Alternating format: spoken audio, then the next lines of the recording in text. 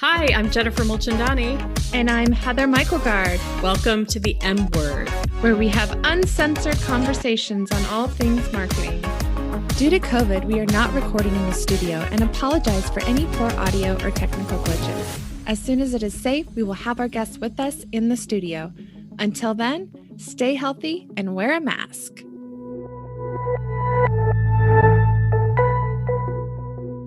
Well, hello and welcome to the M Word. My name is Jennifer Mulchandani. And I'm Heather Michaelgard. And we are coming to you from Arlington Strategy in Arlington, Virginia. Today's guest is Eric Stern from Casual Adventure. Eric is a fourth-generation owner of the store with deep roots in the Arlington community. Our Casual Adventure has been a lot of things over the years, from a grocery store to an Army Navy surplus store, and has now become the area's most iconic mountaineering and adventure outfitter. Casual Adventure is the epitome of community service and business longevity in Arlington, and also a fellow Best Business awardee from the Arlington Chamber of Commerce this past year. We're very glad to have you here today, Eric. Thank you for joining us on today's episode. Absolutely. Thanks so much for having me. And whoever wrote that introduction, you're hired. Well, to kick us off, why don't you please just tell us a little bit about your role at Casual Adventure, how your responsibilities in terms of marketing, and just set the stage for our listeners. Sure. So as you mentioned, we are a fourth generation family owned and operated outdoor and adventure store. We've been through many iterations over the years. It started by my great grandfather back in the 40s as a district grocery store. My grandfather, who fought World War II, helped transition it to Army Navy surplus, which was sort of the first generation of outdoor camping equipment. My dad was here for about 30 years and sort of went from that Army Navy surplus more towards the outdoor goods that we have now. And then I've been here about 20 years and have added sporting goods to the mix as well. So I am here just about all day, every day, and love seeing customers walk through the doors or be able to interact through social media or online platforms like this. As far as marketing goes, we've got a great staff, and as a small biz, everybody helps out with everything. So every Instagram post you see, every Twitter feed response, every reply to an email, that's one of the staff that's here on site. So sort of a jack of all trades and hopefully master of some. But our constant challenge, I think, in this particular area is reaching a ever-changing audience. DC metro area tends to change over from everything from government to tech to State Department every couple of years. And so while we have had many customers for decades, our challenge is always getting the word out to new customers and introducing our store to them. So that's where we look to places like Arlington Strategy to help formulate some ideas and re-engage and interact with everybody on a continuous basis. Great. Eric, before the show, you had talked to us about marketing and that you appreciate it. What is it about marketing that you appreciate? And you're glad it's not your sole job, but what is it? What components of it do you appreciate the most? Sure. So marketing is obviously a representation. It's how our store presents itself through various media, be it print ads, TV, social media. It's people's either first impression or continued impression of us until they walk into the store or as they continue to walk through the store. So I appreciate the fact that it's a way that we can put ourselves in our best light. Sometimes we have a lot of time to consider how we present ourselves. And other times, like with social media, it may just be a quick snap of the fingers and story that we want to put out there for people.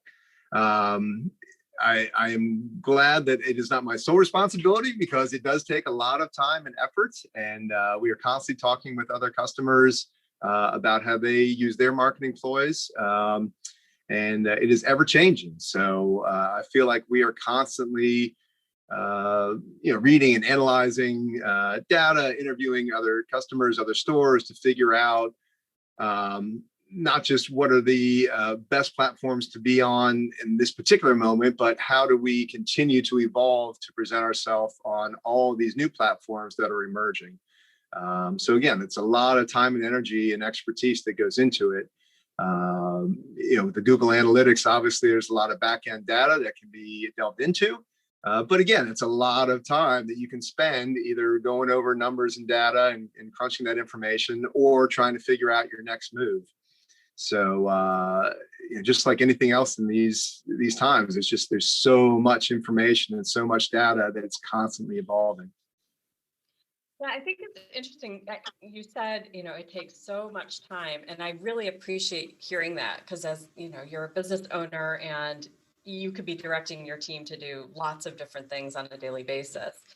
And I think a lot of businesses maybe don't understand or appreciate necessarily the time commitment to engage in all the different marketing tactics that you've already outlined. So how, when you think about the priorities for your staff and your own time, how much goes into marketing versus the other factors that are involved in, your merchandising and product collection and all the other things that you have to do to keep your business going?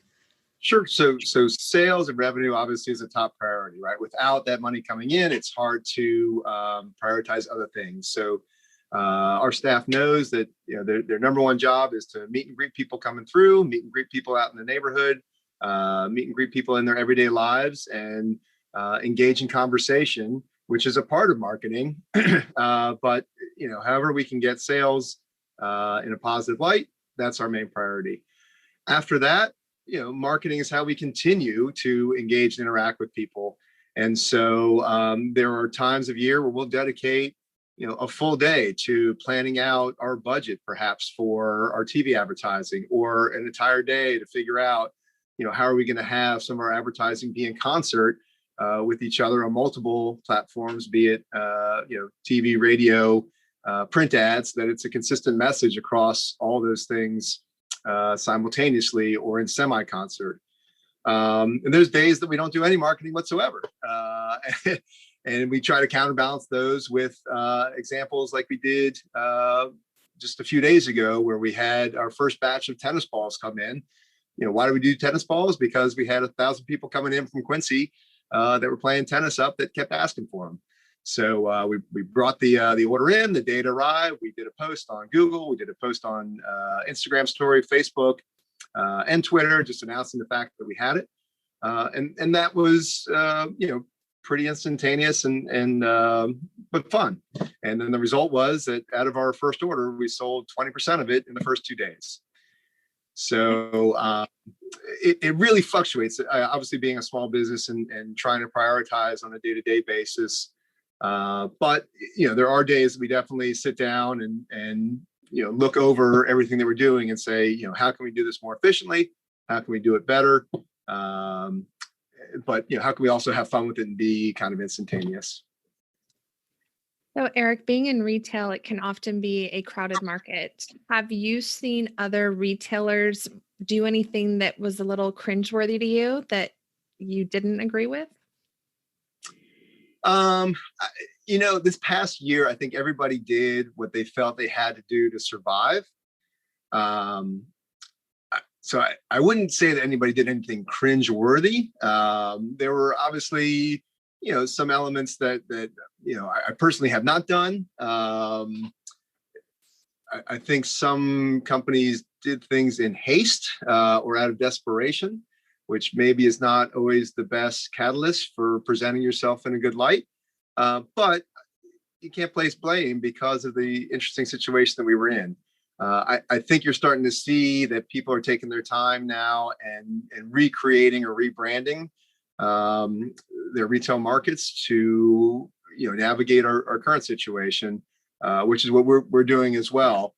So we did a lot of videos. We did again, a lot of posts. We emailed customers. We talked on the phone with a lot of folks. So we took a different approach to marketing and advertising, which is what I think a lot of similar stores to us did as well, from what I hear.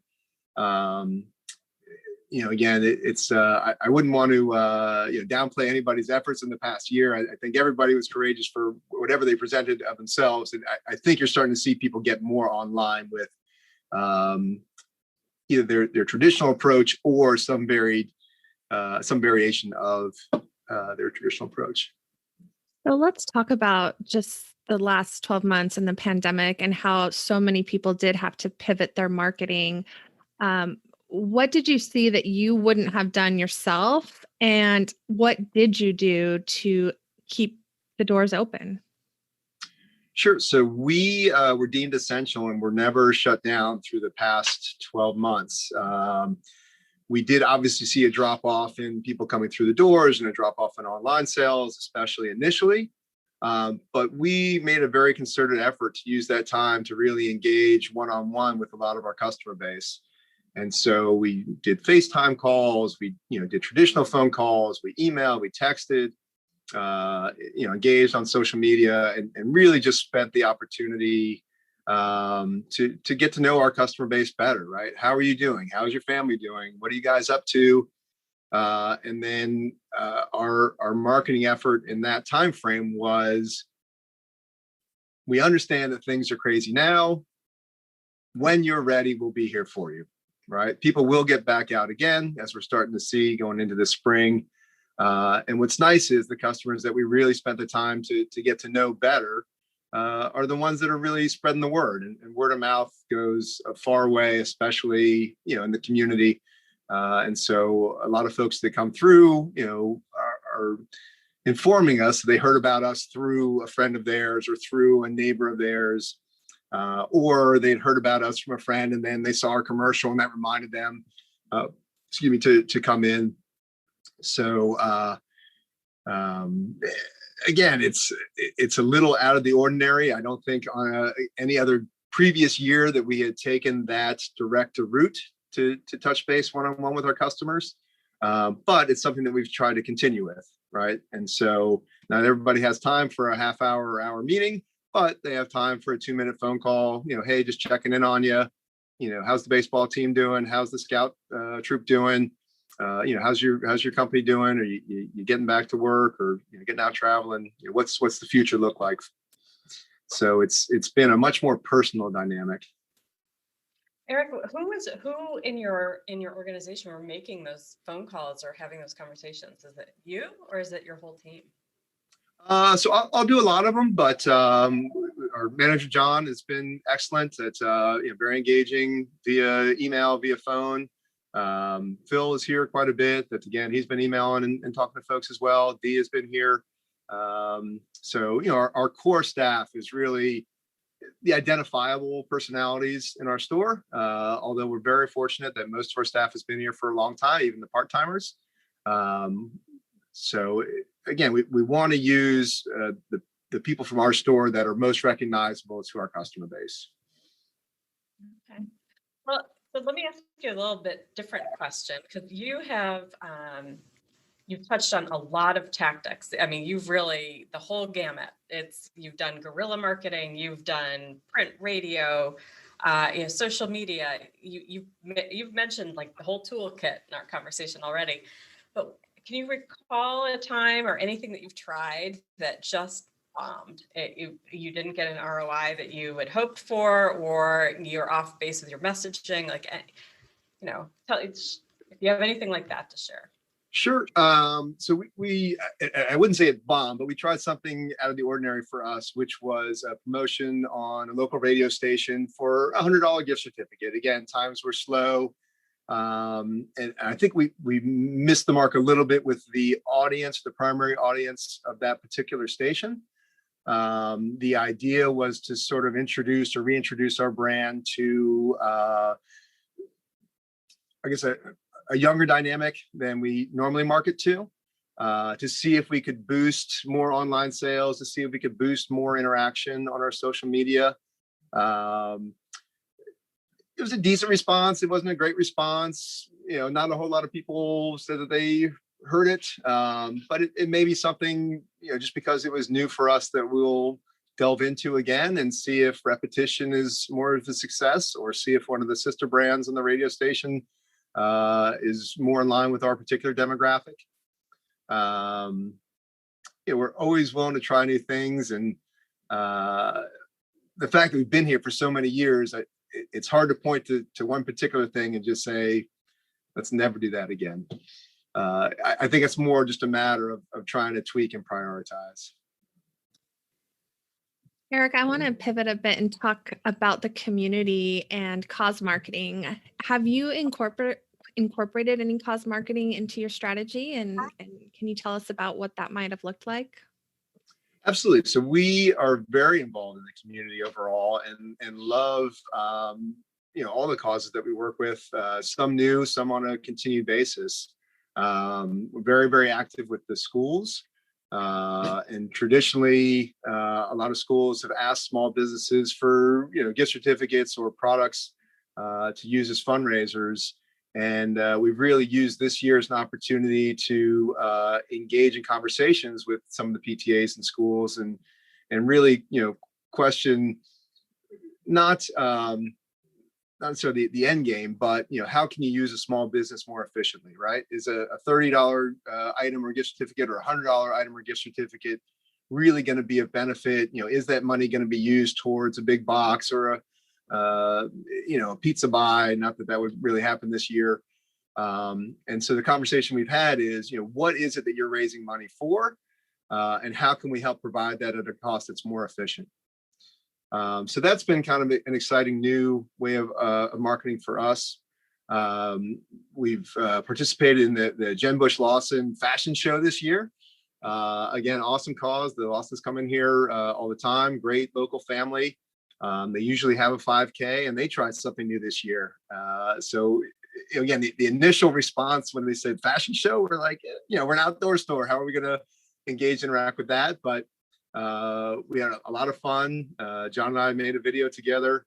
My son edited, put the music in, the graphics in, and we kind of put it out there for people. It was again a great cause, a great local fundraiser. How could we help? Let's try something new.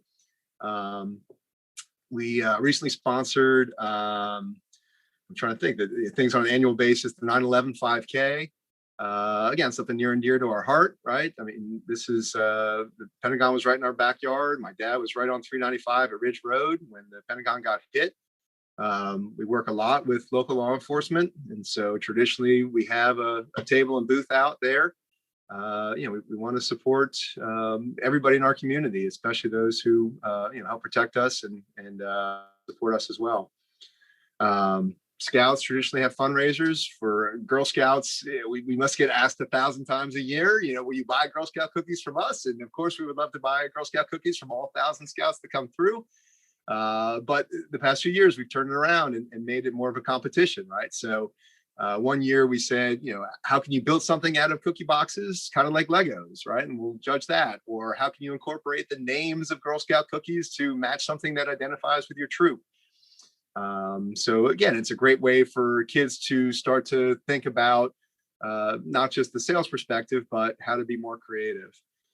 I'm trying to think. We have dealt with Arlington Little League, Arlington Babe Ruth, Arlington Travel Baseball, Arlington Youth Lacrosse, the Arlington Optimists. It's we really try to participate actively in our community, and that's something genuine because those are the people that we see on an everyday basis and that we interact with when we're outside of the walls of this store. So, we had a phenomenal opportunity to even clothe and outfit a Arlington County police officer whose house burned down.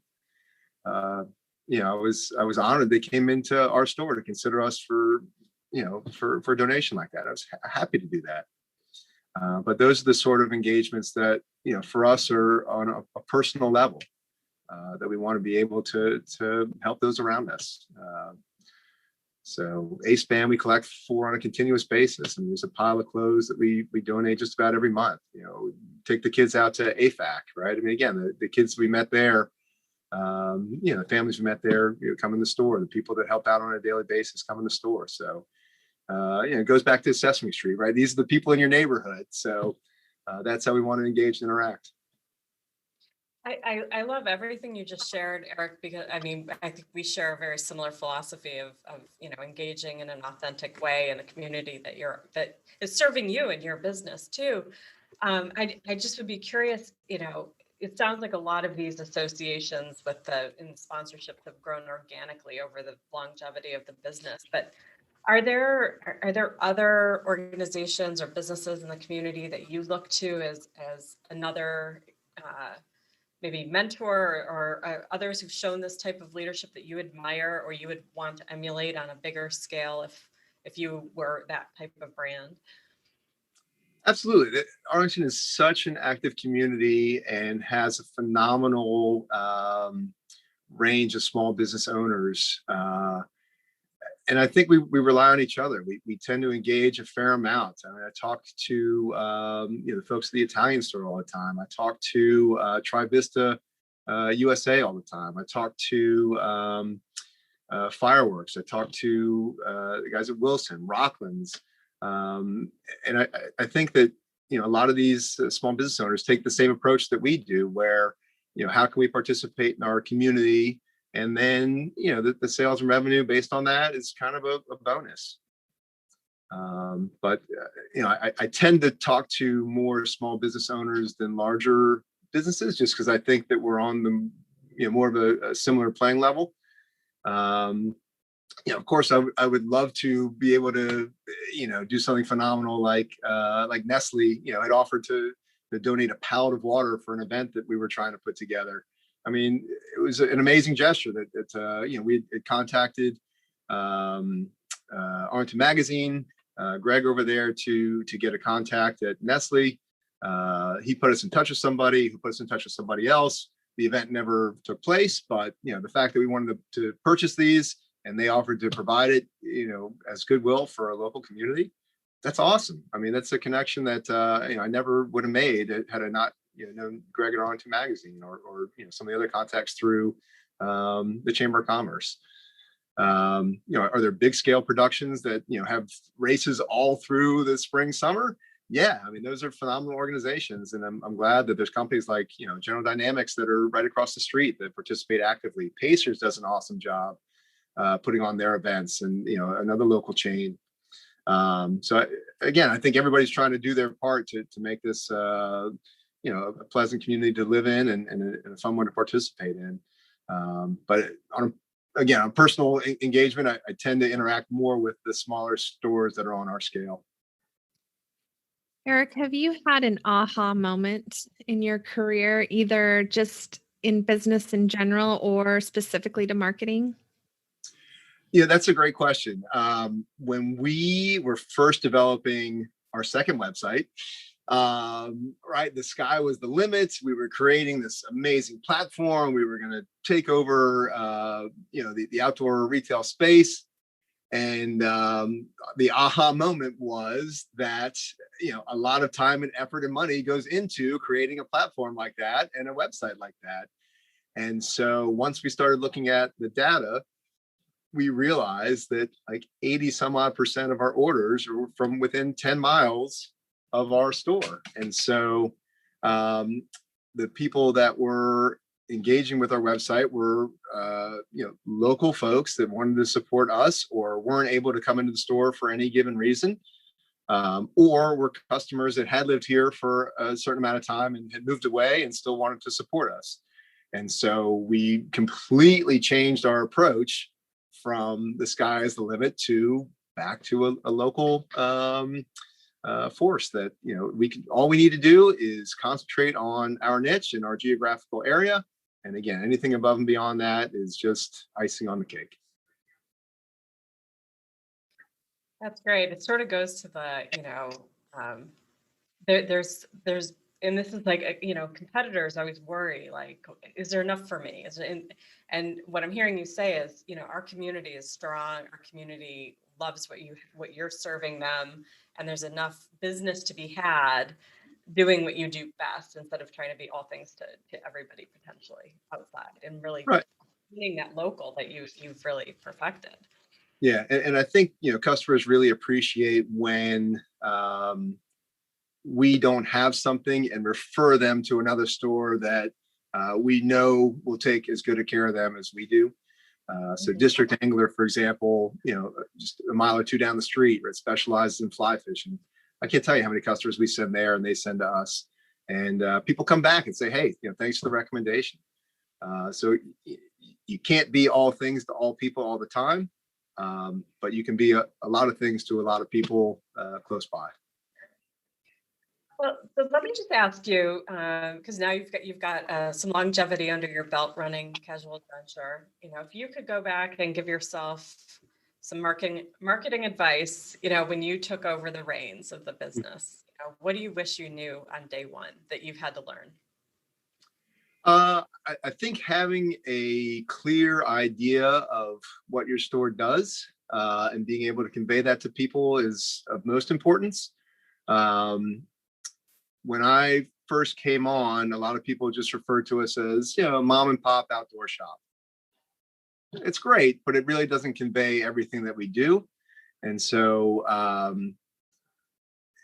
coming through, again, so many years before me, and having to rely on the previous generations, not that there wasn't a concise image of who we were, but I think to be able to vocalize that more clearly is probably of most importance. So Eric, before we go, this is your chance to brag and tell our listeners, if they've never walked into Casual Adventure or gone onto your website, why should they? Why go to Casual Adventure over one of the bigger brands? Sure. So hopefully, this interview in its entirety is good enough to introduce you not just to myself as an individual, but what it is that we stand for here in Arlington and our community. So yes, we are a specialty outdoor store, right? We have adventure travel, we have scouts, we have sporting goods, and we have military tactical. Those are our 4 branches. Know that every dollar that you spend here goes back into our community. We support a lot of local organizations, and we're happy to do such. We're always out and about listening to new ideas, trying to engage, interact with new people. And I think one of the most phenomenal elements of our store is that we tend to know a lot of our customers by name as they know us. We know their dogs' names, their kids' names, right? We see them out on the trails. Usually I know the dog and kids' names before I know your name, so I apologize for that. But it's kind of like, one of our previous managers said, it's like cheers without the beer. So it's a great place to hang out, have fun. But it's also a great selection of all the products you need to get outside. That's really awesome, Eric. This has been super enlightening and fun to hear so much of your insight and story. I think I love, and I think Heather agrees with me, that quote, cheers without the beer is just perhaps the name of another campaign that you could run. Before we leave, can you tell our listeners where they can find you and the store online and in real life? Sure. So our physical address is 3451 Washington Boulevard, Arlington, Virginia, 22201. We're right next to Rockland's Barbecue and across the street from Giant Food, not too far from W&L and Quincy Park. Online, you can find us at casualadventure.com, Facebook /Casual Adventure.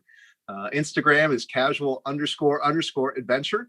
And our Twitter handle is at VA Casual ADV. Something that, a little out of the ordinary, but it was available and we started it years ago. So that's what we've continued with. Well, that's great. And we'll have live links to all of those digital platforms too on our site with this. I know I enjoyed it. Heather's nodding, smiling in agreement. We really appreciate your time here today, Eric, and to all of you listening. Thank you for taking the time and sharing the show.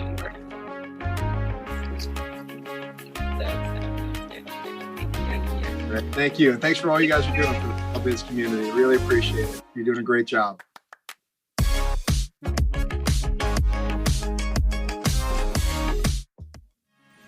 Thanks for listening. We hope you'll come back. Subscribe to the M Word wherever you listen to podcasts. And for more uncensored conversations, visit the M Word page at arlingtonstrategy.com.